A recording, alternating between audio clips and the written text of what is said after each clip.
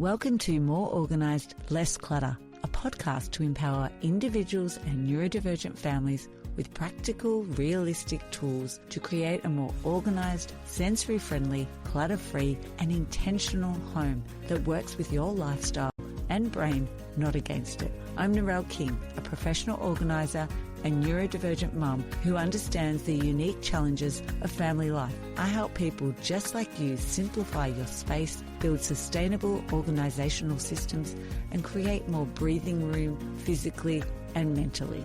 Every fortnight, you'll hear solo episodes and guest conversations filled with practical strategies on decluttering, home organisation, routines for neurodivergent families, mindful living, and how to build a home that feels safe, calm and functional. You'll walk away with actionable takeaways you can implement even if you only have 10 minutes to spare. Thanks for joining me for today's solo episode. We're going to tackle 4 kitchen drawers using the same simple, predictable framework from last week.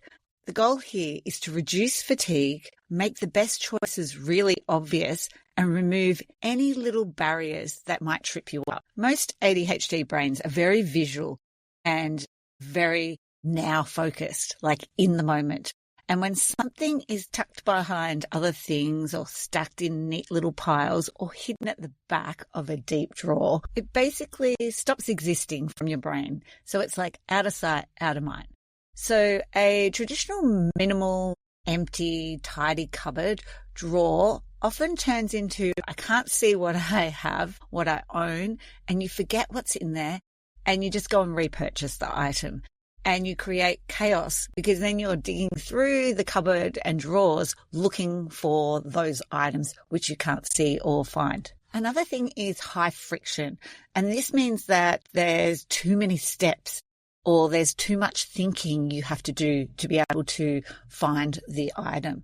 So for example, if you're putting away your cutlery and you open one drawer, then you open another, then you have to find a tray, then you have to sort into tiny little sections, that's too many steps. So if you have say your spatula and it lives in a drawer across the kitchen from the stove, requiring you to think and go and get it. Again, too many steps, high friction. So for an ADHD brain that's already doing a lot just to function day to day, that decision load just gets really overwhelming really quickly. So when we close the drawer and think, I'll deal with that later, which I hear a lot, the goal today isn't a perfect kitchen drawer. The goal is that it is hard to mess up and easy to reset, even when your brain is really tired and feeling overwhelmed. So let me recap the simple, predictable framework. You can always go back and listen to last week's episode, but this is the simple framework in a recap. We broke down like organizing a drawer into like really simple steps, and they're very friendly for neurodivergent brains, but anybody can use this. So step 1 is who uses this drawer? Is it just you? Is it your kids? Is it guests? Who is it? And then what is the main job of the drawer? What is the drawer going to be holding? If the drawer doesn't have a clear who and a clear what, your brain has to then redecide every single time. And that's when we get exhausted. And that's when things just build up and it becomes maybe a junk drawer. So step 2 is make it easy. So design for your laziest self, so not your best self. And if your drawer only works when you're energetic, focused, motivated, then it's not going to last. So we want it to be really simple categories, not 20 little ones.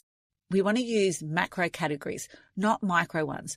So it's big enough and easy enough to access a zone, but toss things back really easily as well. So it should be easy to put things away properly and then instead of just shoving them randomly. So we want it, as we said before, low friction. So as fewer steps as possible and just no fiddly lids. No lids is ideal. Boxes that you have to open are not going to work either. Step 3, make it obvious.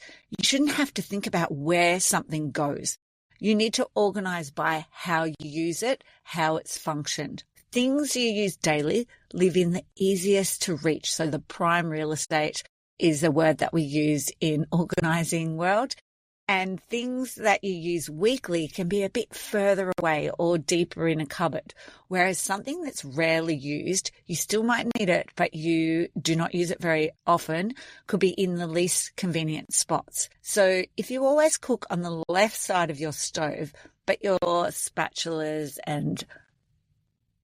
spoons and spatulas are stored on the right, then you're going to be having to move from side to side. So even though it may not look as balanced, we want to think about function. So we would move those over to the left side, and it's about thinking about function rather than aesthetics. Now, another one to make it obvious is labels on drawers, on the front of the drawer, inside the drawer, maybe color coding organizers or containers, and also having consistent homes. So all the cutting tools live together, all the baking things live together, and so on like that. So a question to ask yourself is, can you see it quickly and the item's home is near where you actually use it? And the final step is to reset and reduce the inventory. So more stuff equals more decisions. So it's better to own less of each category, and reducing the number of items in a drawer can also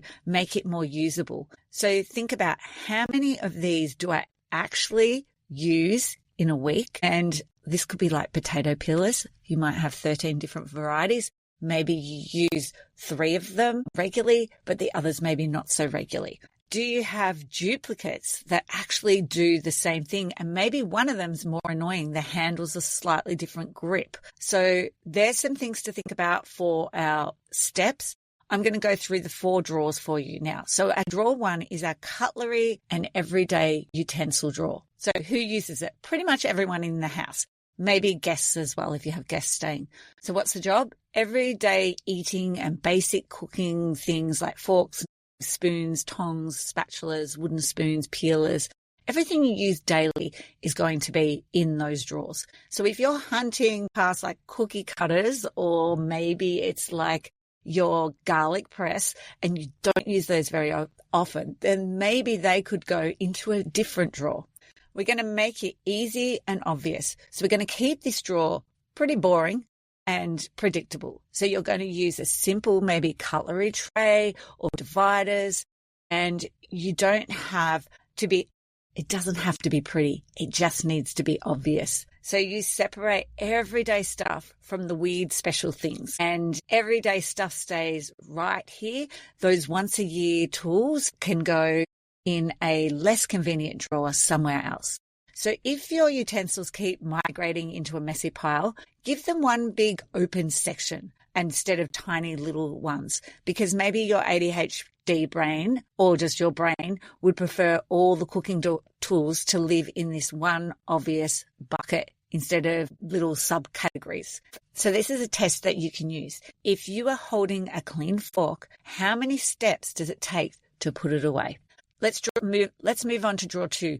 Baking paper, ziplock bags, and foil. So who uses it? The person who packs lunches, maybe even your kids might use it themselves. And then what's the job? The one simple job is wrapping and storing food. And it could even be cooking food, because I know I use the tin foil in my oven when I'm baking and cooking. So maybe if you're like me, you might also have birthday candles, spare cutlery, takeaway menus in there, or bamboo skewers and toothpicks.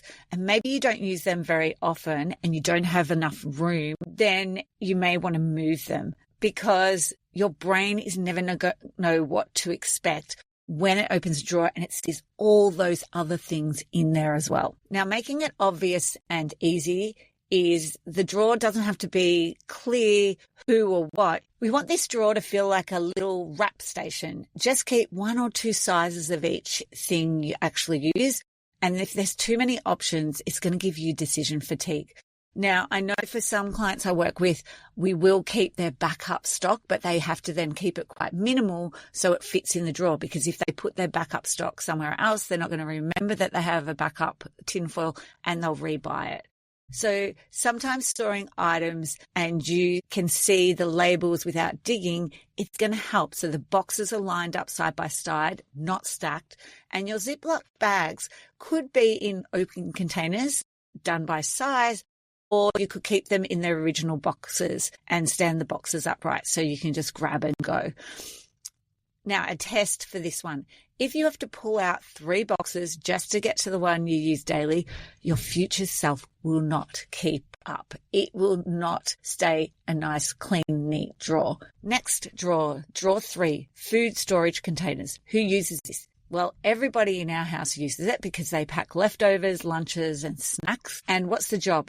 Its job is to hold everyday containers, food containers, and they're usually matching, so they've got the lids as well. There is no old takeaway containers.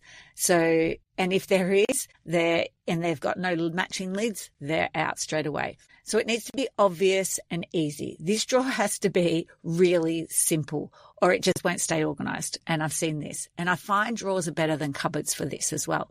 So pick a few container sizes that actually work for you, and also use the same size because then they fit inside each other. Decide on one way that the lids are going to live. So are they going to be stacked side by side? I really like putting them into holders, dividers, and then you can see the lids. Or are you going to stack the lids on top of the containers and then they're sitting on top? You may have room for that as well. If you find containers with no lids or lid with no container, it doesn't go back in. Maybe you even have a space just to wait and create and check that you don't have any anywhere else. I love keeping the bottoms of the containers only because I use them then as drawer dividers. But otherwise, it is to remove those things. The goal is to be able to find a container and its lid in seconds. Now, the final drawer is the snack drawer. Who uses it? Maybe it's the kids, your partner, guests, yourself, whoever's grabbing food without thinking too hard. And what's the job of it? It's to hold the ready-to-eat snacks that you're happy for people to grab without asking. And if there are also baking ingredients, medicines, or random tools in there, it's not going to be very efficient. So we want to make sure that they are not in there. So making it obvious and easy. Think, grab and go. You want shallow containers or trays that are open with no lids on them. Group your snacks in type, maybe crunchy things and sweet things. Maybe it's savory things. Or you could do it by brand and putting them in. Make sure the snacks are at height that everyone can see it. So if it's younger kids, you need them to be a little bit lower. Keep your choices really limited. So if you have too many options, it's going to be overwhelming. So a test for this is, I want a snack. You have to be able to open the drawer, grab something in 3 seconds, and remember, it's got to be a quick decision space. So limit the amount of choices, and you might change that over from week to week. So I want you to pick one drawer in your kitchen, ideally the most annoying one. Then I want you to not organize your whole kitchen. Remember, you're just doing that one drawer. Set a timer for 10 minutes. Pull everything out of the drawer onto the bench or the table. Run through the who uses this, what is its main job. Quick sort into categories. Does this item even help the drawer do its job? And maybe it's something that needs to move, like we was talking before about a garlic press or birthday candles. Then make it easy and obvious. Aim for big sections, not tiny ones, and not fussy little categories. Make the most used things the easiest to grab and put away. And then notice over the next few days how it feels every time you open that drawer. So you're going to be kind to your future self, one drawer at a time. Thanks for listening to More Organised, Less Clutter. Sick of wasting time looking for your keys, wallet, or that one charger that always disappears? Your space needs visual anchors. Grab the ADHD-Friendly Organisation Checklist, a 10-minute setup, a weekly reset, and troubleshooting map to adapt your space. Create an environment that works with your brain so that you can stop losing or forgetting things and start leaving on time with your sanity. Head to simplyhappy.com.au and click on the resource tab to get instant access today.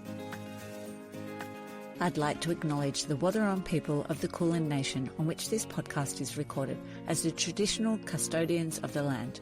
I pay my respects to their elders, past, present and emerging.